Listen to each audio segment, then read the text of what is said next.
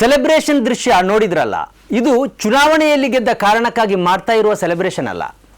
ಭಾರತೀಯ ಕ್ರಿಕೆಟ್ ತಂಡ ಪಾಕಿಸ್ತಾನವನ್ನು ಸೋಲಿಸಿದ ಕಾರಣಕ್ಕಾಗಿ ನಡೀತಾ ಇರುವ ಸೆಲೆಬ್ರೇಷನ್ ಕೂಡ ಅಲ್ಲ. ಭಾರತದ ಯೋಧರು ಆಪರೇಷನ್ ಸಿಂಧೂರ್ ಮೂಲಕ ಪಾಕಿಸ್ತಾನಕ್ಕೆ ಪಾಠ ಕಲಿಸಿದ ಖುಷಿಯಿಂದ ಮಾಡ್ತಾ ಇರುವ ಸೆಲೆಬ್ರೇಷನ್ ಕೂಡ ಅಲ್ಲ. ಜಮ್ಮುವಿನ ಶ್ರೀ ಮಾತಾ ವೈಷ್ಣೋದೇವಿ ಮೆಡಿಕಲ್ ಕಾಲೇಜಿಗೆ ಬೀಗ ಜಡಿದುದನ್ನು ಇವರು ಸೆಲೆಬ್ರೇಟ್ ಮಾಡ್ತಾ ಇದ್ದಾರೆ. ಈ ದೇಶದಲ್ಲಿ ಮೆಡಿಕಲ್ ಕಾಲೇಜ್ ಒಂದನ್ನು ಬಂದ್ ಮಾಡಿದ ಕಾರಣಕ್ಕಾಗಿ ಸೆಲೆಬ್ರೇಟ್ ಮಾಡ್ತಾ ಇರುವ ಮೊಟ್ಟ ಮೊದಲ ಪ್ರಕರಣ ಇದು.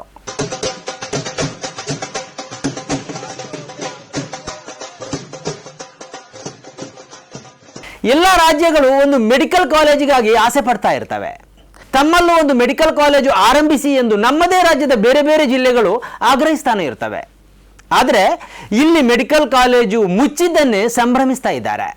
ನಿಮ್ಮ ಬೆಂಬಲದಿಂದಲೇ ನಾವು ಈ ಹಂತಕ್ಕೆ ಬೆಳೆದಿದ್ದೇವೆ. ನಮಗೆ ಇನ್ನಷ್ಟು ಬೆಳಿಬೇಕಾಗಿದೆ, ಇನ್ನಷ್ಟು ಸತ್ಯ ಸುದ್ದಿಯನ್ನು ನಿಮ್ಮ ಜೊತೆ ಹಂಚಿಕೊಳ್ಳಬೇಕಾಗಿದೆ. ಆದ್ದರಿಂದ ಸನ್ಮಾರ್ಗ ನ್ಯೂಸ್ ಚಾನಲನ್ನು ಸಬ್ಸ್ಕ್ರೈಬ್ ಮಾಡುವ ಮೂಲಕ ಮತ್ತು ಸನ್ಮಾರ್ಗ ನ್ಯೂಸ್ ಚಾನಲ್ನ ಎಲ್ಲ ಕಾರ್ಯಕ್ರಮವನ್ನು ನಿಮ್ಮವರು, ನಿಮ್ಮ ಕುಟುಂಬಿಕರು ಮತ್ತು ಗೆಳೆಯರೊಂದಿಗೆ ಹಂಚಿಕೊಂಡು ಅವರಲ್ಲೂ ಸಬ್ಸ್ಕ್ರೈಬ್ ಮಾಡುವಂತೆ ವಿನಂತಿಸುವ ಮೂಲಕ ನಮ್ಮನ್ನು ಬೆಂಬಲಿಸಿ. ವೀಕ್ಷಕರೇ, ಇದು ಎಡಿಟರ್ಸ್ ಪೆಕ್. ವಿಷಯ ಇಷ್ಟೇ. ಜಮ್ಮುವಿನ ಶ್ರೀ ಮಾತಾ ವೈಷ್ಣೋದೇವಿ ಮೆಡಿಕಲ್ ಕಾಲೇಜು ಈ ಬಾರಿ 50 ವಿದ್ಯಾರ್ಥಿಗಳನ್ನು ಸೇರ್ಪಡೆಗೊಳಿಸಿತ್ತು. ಇವರಲ್ಲಿ 40 ವಿದ್ಯಾರ್ಥಿಗಳು ಕಾಶ್ಮೀರದ ಮುಸ್ಲಿಮರು, ಉಳಿದ 10 ಮಂದಿ ಹಿಂದೂಗಳು. ಈ ಹಿನ್ನೆಲೆಯಲ್ಲಿ ಕಳೆದ ತಿಂಗಳು ಜಮ್ಮುವಿನಲ್ಲಿ ಪ್ರತಿಭಟನೆ ನಡೆದಿತ್ತು. ಬಿಜೆಪಿ ಬೆಂಬಲಿತ ಶ್ರೀ ಮಾತಾ ವೈಷ್ಣೋದೇವಿ ಸಂಘರ್ಷ ಸಮಿತಿಯ ಅಡಿಯಲ್ಲಿ ಪ್ರತಿಭಟನಾಕಾರರು ಒಟ್ಟು ಸೇರಿದರು. ಈ ಸೇರ್ಪಡೆಯನ್ನು ರದ್ದುಗೊಳಿಸಬೇಕು ಎಂದು ಅವರು ಆಗ್ರಹಿಸಿದರು. ಹಾಗಂತ ಈ ವಿದ್ಯಾರ್ಥಿಗಳೇನು ಅಡ್ಡದಾರಿಯಿಂದ ಸೇರ್ಪಡೆಗೊಂಡವರಾಗಿರಲಿಲ್ಲ. ನೀಟ್ ಪರೀಕ್ಷೆಯ ಅಂಕಗಳ ಆಧಾರದಲ್ಲಿಯೇ ಇವರೆಲ್ಲರನ್ನು ಸೇರ್ಪಡೆಗೊಳಿಸಲಾಗಿತ್ತು. ಈ ಕಾಲೇಜು ದೇವಾಲಯದ ದಾನದಿಂದ ನಿರ್ಮಾಣ ಆಗಿರೋದ್ರಿಂದ ಹಿಂದೂ ವಿದ್ಯಾರ್ಥಿಗಳಿಗೆ ಆದ್ಯತೆ ನೀಡಬೇಕು ಎಂದು ಪ್ರತಿಭಟನಾಕಾರರು ಆಗ್ರಹಿಸಿದರು.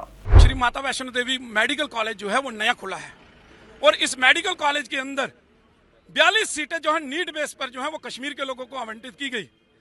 7 सीटें जो है हिंदुओं को, 1 सिख कम्युनिटी को दी गई है। हमारी ये मांग है कि क्यों आप लोगों ने हिंदुओं का पैसा जो है वो कश्मीर के स्टूडेंट के लिए जो है वो खर्च करने का निर्णय लिया। ನಿಜವಾಗಿ ಇವರು ಹೇಳಿದ್ದು ಪೂರ್ಣ ಸತ್ಯ ಆಗಿರಲಿಲ್ಲ.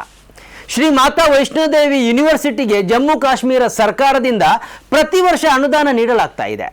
2017-18ರಲ್ಲಿ 121 ಕೋಟಿ ರೂಪಾಯಿಯನ್ನು ಅನುದಾನವಾಗಿ ನೀಡಲಾಗಿದೆ.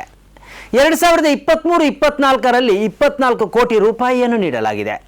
2024-25ರಲ್ಲಿ 24 ಕೋಟಿ ರೂಪಾಯಿಯನ್ನು ನೀಡಲಾಗಿದೆ. 2025-26ರಲ್ಲಿ 28 ಕೋಟಿ ರೂಪಾಯಿಯನ್ನು ಅನುದಾನವಾಗಿ ಈ ಯೂನಿವರ್ಸಿಟಿಗೆ ನೀಡಲಾಗಿದೆ.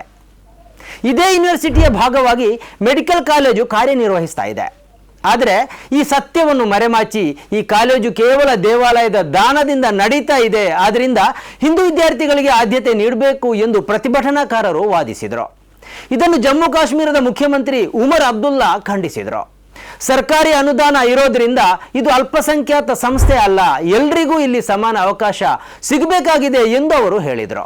ಇದೀಗ ರಾಷ್ಟ್ರೀಯ ವೈದ್ಯಕೀಯ ಆಯೋಗವು ಈ ಮೆಡಿಕಲ್ ಕಾಲೇಜಿನ ಪರವಾನಗಿಯನ್ನು ರದ್ದುಪಡಿಸಿದೆ. ಕಾಲೇಜಿನ ಕ್ಲಿನಿಕಲ್ ಮೆಟೀರಿಯಲ್ಗಳು ಸರಿಯಾಗಿಲ್ಲ, ರೆಸಿಡೆಂಟ್ ಡಾಕ್ಟರ್ಗಳ ಕೊರತೆ ಇದೆ, ಮೂಲ ಸೌಕರ್ಯಗಳ ಕೊರತೆ ಇದೆ ಎಂದು ಅದು ಕಾರಣಗಳನ್ನು ನೀಡಿದೆ. ಆದರೆ ನಿಜ ಕಾರಣ ಇದಲ್ಲ ಅನ್ನುವುದು ಜಮ್ಮು ಕಾಶ್ಮೀರದ ಪ್ರತಿಯೊಬ್ಬ ವೈದ್ಯರಿಗೂ ಗೊತ್ತಿದೆ.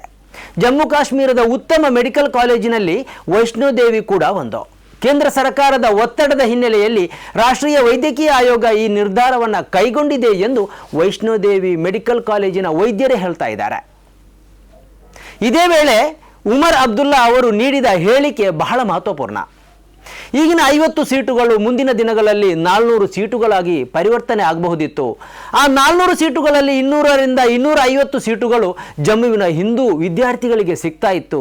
ಈಗ ಆ ಮಕ್ಕಳು ಎಲ್ಲಿಗೆ ಹೋಗಬೇಕು ಎಂದವರು ಪ್ರಶ್ನಿಸಿದ್ದಾರೆ. बाकी मुल्क में लोग मेडिकल कॉलेज लाने के लिए लड़ते हैं, यहाँ मेडिकल कॉलेज को बंद करने की लड़ाई लड़ी गई। ये आपने जम्मू कश्मीर के बच्चों के मुस्तकबिल के साथ खिलवाड़ किया। अगर बच्चों के मुस्तकबिल को तबाह करने की आपको खुशी महसूस हो रही है तो फोड़िए पटाखे। चलिए ना, इस बार 50 में से 40 कश्मीर से आए। 1-2 साल के बाद ये 50 सीटें जो हैं ये 400 सीटें बन जाती। उन 400 सीटों में मुमकिन है 200-250 बच्चे जो हैं जम्मू के होते।